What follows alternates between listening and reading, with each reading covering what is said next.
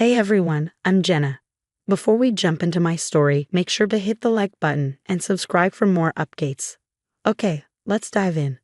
Living with Sean has been a roller coaster of love and chaos, with a surprising side of family drama that no one would envy. We tied the knot 2 years ago, believing we were embarking on a life full of shared dreams and mutual respect, not just between us, but with our families as well. But things got complicated when Sean's mom, Linda, refused to let go of his ex Diane. Yeah, you heard that right. It's like Linda never accepted their breakup. She's pulled some stunts that are hard to believe, like last Christmas when she gave Diane a family heirloom necklace right in front of me, saying it was meant for the one Sean was truly meant to be with. Ouch, right? And it doesn't stop there. Every family gathering, you can bet Diane is there, strutting around like she owns the place, with Linda looking at her like she's the daughter she never had. Sean, he's been stuck in the middle, trying to smooth things over, telling me to just ignore it. But how do you ignore a fire blazing right in your backyard? Fast forward to last week, and we get this fancy envelope in the mail. I knew it was from Linda before I even saw the return address. Inside was an invitation to her 49th birthday bash, and at the bottom, it casually mentioned that special friend Diane would also be there, like she was some kind of VIP guest. That's when I realized this wasn't just any birthday party, it was a setup for something more dramatic. I showed the invite to Sean, and I could see that familiar tightness in his jaw. We have to go, he said, but this time it ends. No more of this, Jenna. I promise. So there we were, strategizing like generals before a battle, how to confront Linda and finally put an end to the constant undermining. The plan was simple. Go, confront, and if needed, cut ties. Sean assured me that no matter what happened, we were in this together. As soon as we walked into Linda's house, the tension was thick in the air.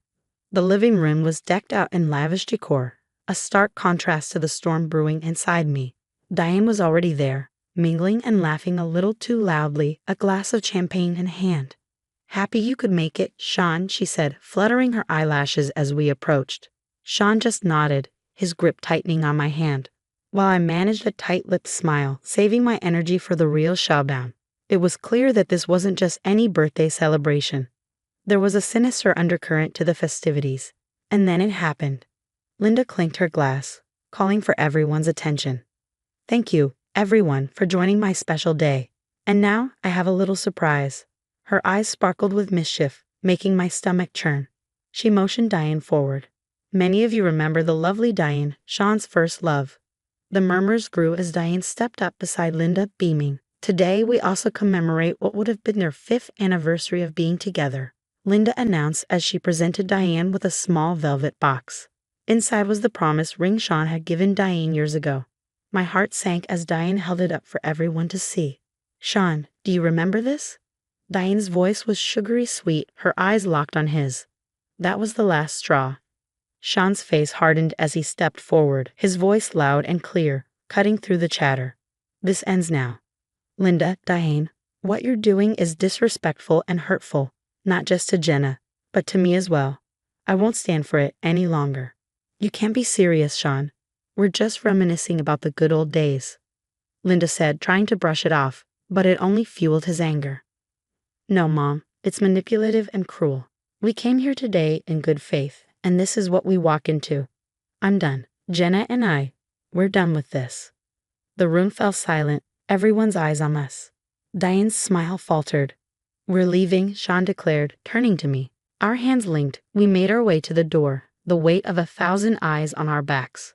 Stepping outside into the cool night air felt like a cleansing breath after the stifling tension inside. We need to rethink everything, Jenna. How we handle them, how we protect our peace, Sean said as we walked to the car, his voice firm but weary.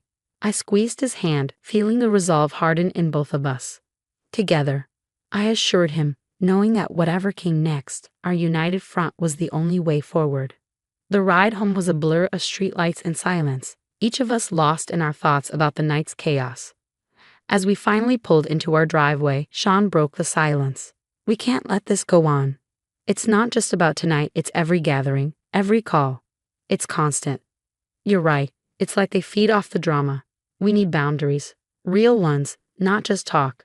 The next morning, over coffee still heavy with the residue of the night before, Sean and I laid out our plan. It was drastic, but necessary.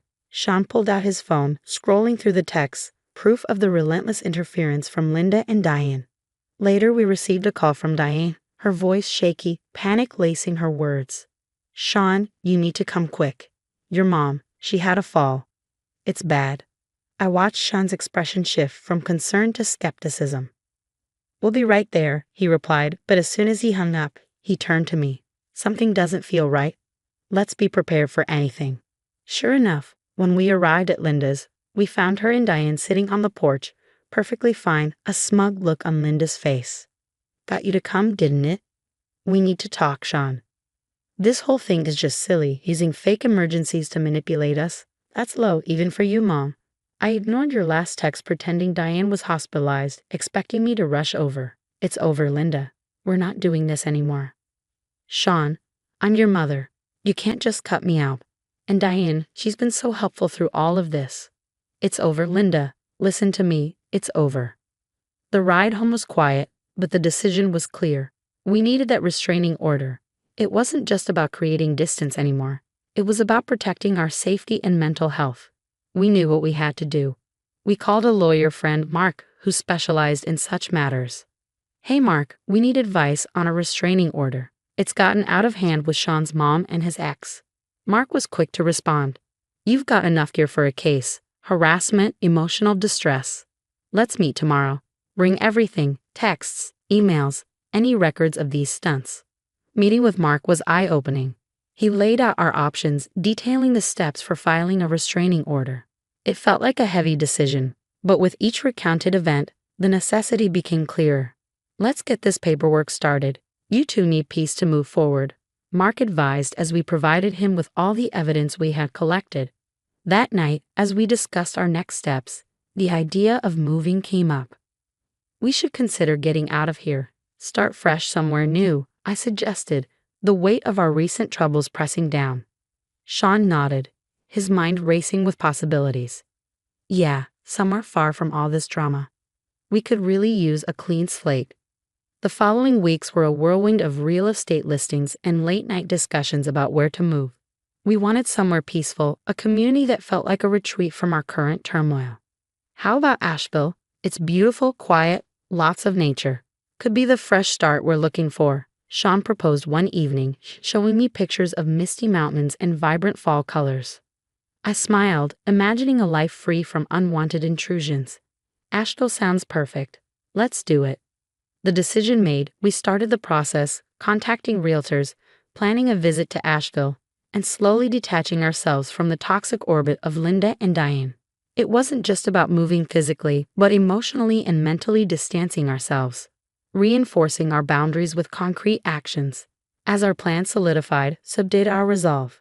No more unannounced visits, no more manipulative texts, just the future we chose, on our terms. Boxes filled every corner of our new home, a symbol of the fresh start we so desperately needed. Sean and I moved around the space, unpacking our lives bit by bit, piecing together a new sanctuary away from the chaos we left behind. "Can you believe how quiet it is here?" Sean marveled as he sat down a box labeled kitchen stuff. "I know. It's like we can finally hear ourselves think." As we unpacked, every item sparked a small memory, a reminder of what we had endured and what we hoped to build here. We organized, decorated, and in each small decision, we found glimpses of the peace we sought. Later, as we sat surrounded by half-unpacked boxes, our phones beeped almost simultaneously. Messages from Linda and Diane, attempts to breach the walls we had built. We looked at each other, a silent agreement passing between us. Time to block these numbers for good. With a few taps, the final ties were cut. The silence that followed felt like the first true breath of freedom. I can't say I won't miss some parts of the past, but I won't miss the drama, and we'll make better memories here, ones that nobody can spoil. As night fell, we took a walk around our new neighborhood. The streets were quiet, the air fresh. It felt like walking into a new life, the weight of the past slowly lifting with each step we took. "Do you think we handled everything right?" I asked as we paused.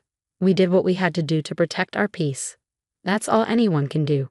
I've learned that some ties need to be cut to make room for better ones, and it's okay to put ourselves first. Absolutely. It's about us now and our future. That night, back at our place, we reflected more on our journey. The battles with Linda and Diane had taught us more about ourselves, about our strengths and the depths of our resolve. Never thought we'd have to go through all that. Asterisk, asterisk, Jenna's closing chapter, asterisk, asterisk. I guess it's made us stronger, huh? Sean mused, a gentle smile playing on his lips. It has, I agreed. I'm just glad we're on the other side of it now. And I'm glad I had you with me through all of it. I couldn't have done it without you, Sean. Same here, Jenna, he replied, squeezing my hand. Here's to new beginnings. Our journey wasn't easy, but it brought us to a place where we could finally feel at ease. In our new home, we could build the future we'd always dreamed of, free from the shadows of the past. Our days in the new community began with morning jogs in the park and coffee at the little cafe around the corner. The locals were a friendly bunch, eager to welcome the new faces. On one of these morning runs, we met Tom and Elisa, a couple around our age who quickly became fixtures in our lives. Finally got some fresh blood in the neighborhood, Tom joked as he handed us 2 steaming cups of coffee. We were starting to think we'd have to start importing friends, Elisa added with a laugh. Their warmth was a stark contrast to the cold manipulations we left behind. It wasn't long before our weekends were filled with barbecues and game nights, slowly stitching us into the fabric of our new surroundings. One lazy Sunday afternoon, as we relaxed in our backyard, the conversation turned to the future. I've been thinking about the nursery, maybe pastel colors or something neutral, I mused, the idea of starting a family now a real and exciting prospect. Whatever you think, babe, I'm just excited at the thought of little versions of us running around, Sean said with a smile. Our laughter was light, free from the shadows of the past. It was during one of these gatherings that we heard the news about Linda and Diane. Elisa, ever the social media sleuth, brought it up casually, her phone displaying the feed. Looks like karma really does have a way of catching up.